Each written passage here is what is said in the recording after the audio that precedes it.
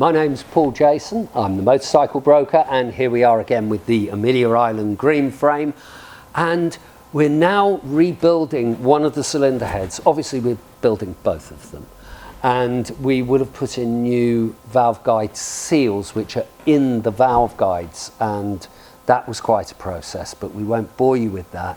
What I want to show you is give you an idea of how these cylinder heads go back together. They're desmodromic valve operation. If you want to see how easy the valves are to open and shut, I can do it turning the bevel with my hand. And there's a link in here in the description. Click on that link and it will show you how easy it is for desmodromic valve operation. So it doesn't sap so much of the engine's power.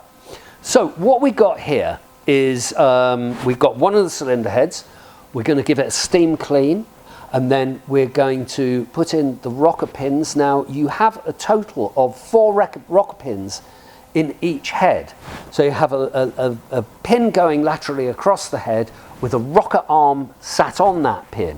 One of those rocker arms will push the valve open, and the other rocker pin and rocker arm underneath, the rocker arm sitting on that pin, will pull the valve closed. So there's no valve springs to speak of. We're going to shim the opening and closing rockers to get the clearances exactly right. You'll notice as well that we'll be grinding the shims. That takes an awful long time. But as well as shimming them to open and close correctly, you can't have any lateral movement on the rockers. You can't have a rocker floating from left to right. It has to be held exactly. So these heads are also shimmed laterally for each rocker on each pin. So there's that to do. Now, you're only seeing about 1% of the work here, but these are magnificent pieces of kit when they're set up right. They are really like a Swiss watch, and really it's just to give you a feel for it. And then at the end of the video you'll see us gapping the rings just to make sure that they're right, and then we'll go on to our next video, which is more of the engine rebuild. We hope you enjoy it.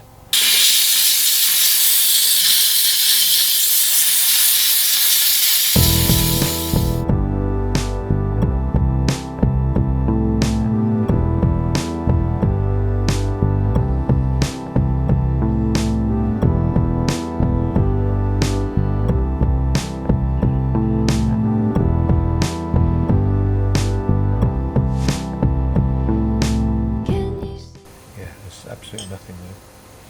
So you're happy there's no play with the valve guides? Couldn't be better. Fantastic. That's good news. Yeah, so just give them a little lap. Again, it verifies the mileage, doesn't it? Yeah, oh yeah.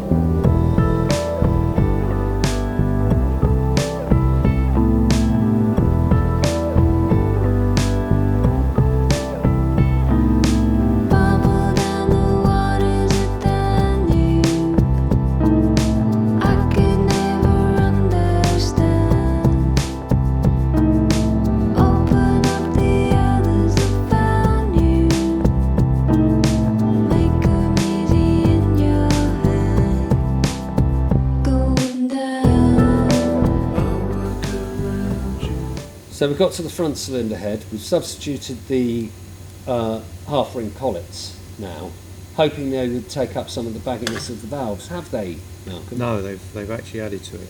Oh, they've added to it. So they are a little bit slimmer than the originals, which just means we've just got to reshim it.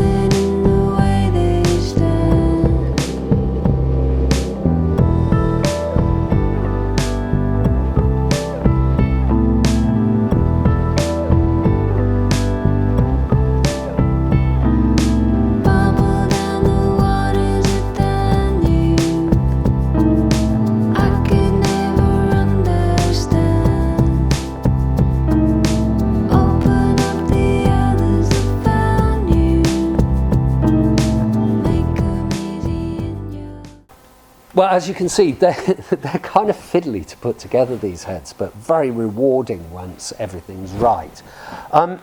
So we've got that back together now. The rings are all gapped. We will be honing the bores because it doesn't need a rebore and it doesn't need any other new parts in the barrels. So we'll be doing that next. And we're going to start getting this motor put back together and ready to put back into the motorcycle. One thing we will be doing before then is we'll be checking out the lubrication system. That's really important. We'll check that. So we are now beginning to get to the point where the engine is going back together. And we will then get it in the frame and started and running and tuned, and we're doing an awful lot as well in the background with the bodywork, which you'll see more videos in here about that as well. We really hope you've enjoyed this. My name's Paul Jason and I'm the Motorcycle Broker.